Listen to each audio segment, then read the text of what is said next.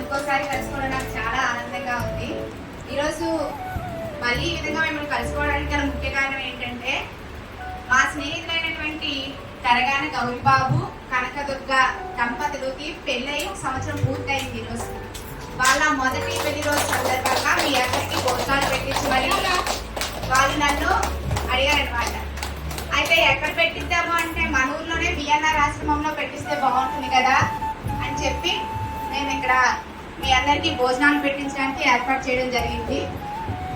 దానికి సహకరించినటువంటి భాస్కర్ రావు గారికి, మా స్నేహితులందరికీ కూడా ధన్యవాదాలు తెలుపు. అందరికీ నమస్కారం. ఈరోజు మా స్నేహితులైన కరగాన గౌరీబాబు, కనకదుర్గ వాళ్ళిద్దరు పెళ్లి రోజు సందర్భంగా మీకు భోజనం ఏర్పాటు చేశారు.